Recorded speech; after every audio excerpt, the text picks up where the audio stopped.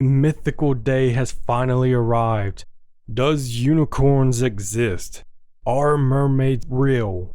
Was that Bigfoot that was spotted eating at the subway last night? I don't know, but the also mythical thing of Overwatch 2's story and campaign missions is finally here. Unfortunately, with how everything worked out, Blizzard just gave us the cam, and we're dealing with the pain. That's how this is going to go. Let's get into details of this. If you want to play the 3 story missions that are given to you, you will have to pay $15. Included in that $15 purchase of the Invasion bundle, you get the 3 story missions, 1,000 Overwatch credits, and I think you get some Sojourn skin. I think it's a Sojourn skin. It may be another character, but you get a character skin regardless.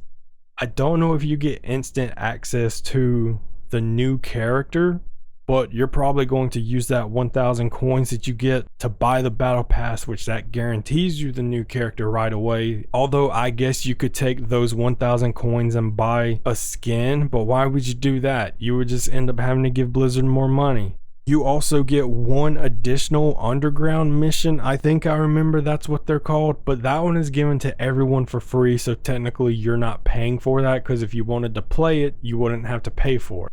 I'm just going to quickly mention that mission, because that mission is literally a carbon copy of the King's Row mission of what people deem the whole archive selection of Overwatch 1. You literally defend a cart, except this time it's a bot. You escort that bot, and then at the end you fight some Orisa looking boss, because that's exactly how the King's Row mission was. So the fact that they give you that one for free, it's like, hey, here's the mission you played before, but we reskinned it a little bit. So it's kind of a slap in the face if you want to play that for free. But I guess, hey, if you're free to play, you get something at least. There you go. There's your bone. Now stop barking at me, you dog. When I was playing the 3 missions in Overwatch, I think the total time it took me was about an hour and 10 minutes. If you're replaying them, you do get more playtime out of them, but at that point, you're skipping cutscenes. If everyone does, you're speed running them. The missions, more or less, are what you've played before. We thought that we were going to get skill trees in these, but we just get the same abilities that the characters have already had, their own cooldowns, and you think maybe they could at least change the cooldowns a little bit to make you get them quicker, make you be able to get more ultimates faster, just to have a little bit difference in the missions, but you don't. No, everything is pretty much the same. The 3 missions you're paying for, I felt like they were decent missions.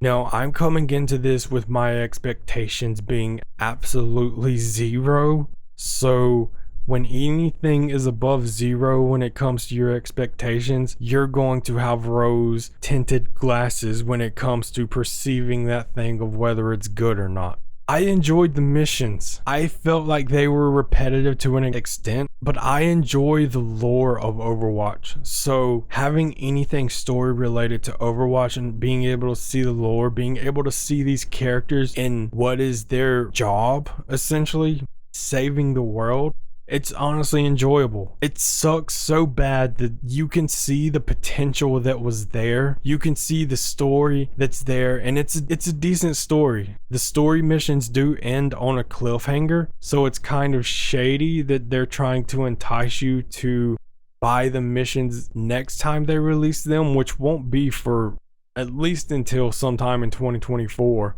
What I mostly disliked about the story missions is that you're very limited in who you can select to play with. Almost every single archive style mission up to this point has allowed you to select separate playlists that allows you to pick any character from the Overwatch roster, but not in this one, because they're probably just making sure that they save those characters for the future. Would I recommend someone to buy these missions? I think that if you appreciate the lore of Overwatch and you just want to play Overwatch with some PvE in it, it's worth your time. But if you're someone who wants to dive deep into Overwatch and play this as if you were playing a single player campaign, well, it's kind of hard to do that when you're only getting an hour and 20 minutes worth of missions.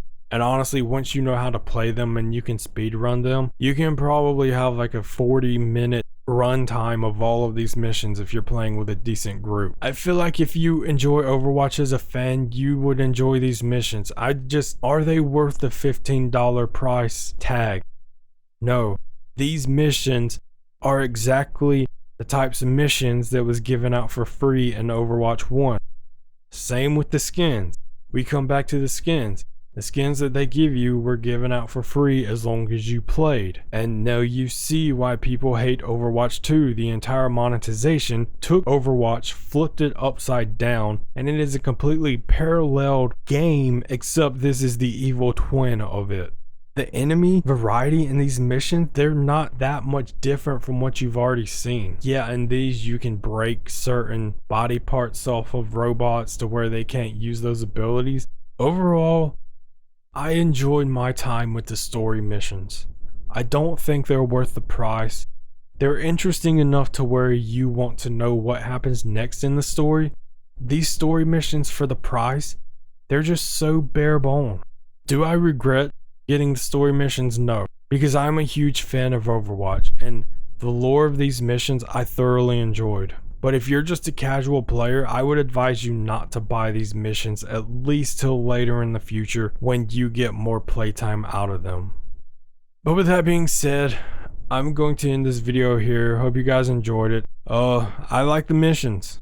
It didn't change my opinion of Overwatch whatsoever. Blizzard, they truly took Overwatch and they ruined it. And my opinion of that will not change for the foreseeable future. Like, I would have had to have been blown away by these story missions, and I wasn't. They were enjoyable, they were decent, but they aren't anything that's going to get your good faith back in Blizzard anytime soon.